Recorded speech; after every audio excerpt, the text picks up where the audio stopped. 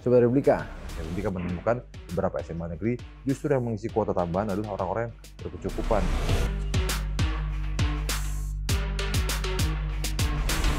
Musim belajar mengajar dimulai lagi nih pekan ini. Di Jawa Barat ada kebijakan baru. Ada penambahan jumlah siswa di per kelas di sekolah menengah atas menjadi maksimal 50 orang. Kebijakan ini juga disebut terkait dengan angka putus sekolah di Jawa Barat yang tergolong besar memang. Dari berlaku mulai sebanyak 20,3 juta orang, ada sebanyak 612.000 yang putus sekolah. Sementara ada 75.000 tidak pernah sekolah sama sekali. Ini jumlah yang terbanyak di Indonesia, dan juga baik secara jumlah maupun proporsi per provinsi. Tapi apakah ini kebijakan yang tepat? Nah, di Indonesia sudah ada aturannya sebenarnya, diatur dalam Permendiknas nomor 24 tahun 2007 tentang standar sarana dan prasarana sekolah. Dalam regulasi itu, standar ruang kelas itu pertama-tama ditentukan dengan luas ruangan per peserta didik minimum 2 meter persegi. Nah, jadi kalau dengan kalkulasi itu, untuk sekolah dasar itu maksimum 28 peserta didik.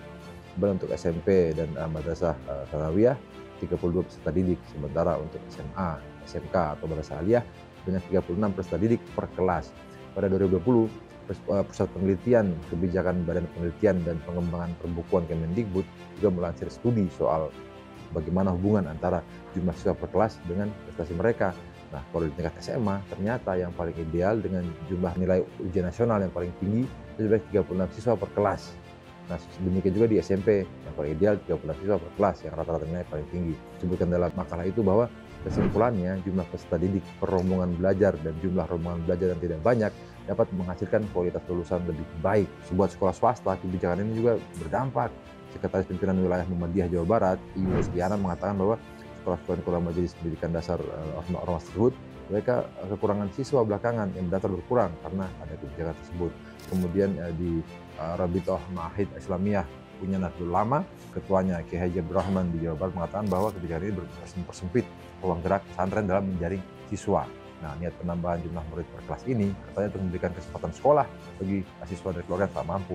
Tapi faktanya di Depok misalnya, mereka menemukan beberapa SMA negeri justru yang mengisi kuota tambahan adalah orang-orang yang berkecukupan. Mengapa demikian? Karena dari awal tidak ada syarat bahwa yang untuk mengisi kuota tambahan tersebut adalah siswa dari keluarga miskin. Nah, ini kemudian menurut para pakar berpotensi akan membuat jual beli bangku. Pelajarannya seperti disebut oleh Ketua Umum Persis Kiai Haji Zainuddin, jangan gerasa gerusu kalau bikin kebijakan, apalagi urusan terkait dengan anak-anak yang kita cintai. Jangan maunya hanya ngetrend di medsos. Apa susahnya bicara dulu dengan para pemangku kepentingan misalnya. Kita semua ingin anak-anak Indonesia bisa bersekolah, tapi juga bukan asal bisa bersekolah, harus bersekolah dengan kondisi belajar yang optimal dan mendukung penuh potensi mereka, bukan sistem pendidikan yang ugal-ugalan. Saya Fizan Jamzami, Assalamualaikum warahmatullahi wabarakatuh.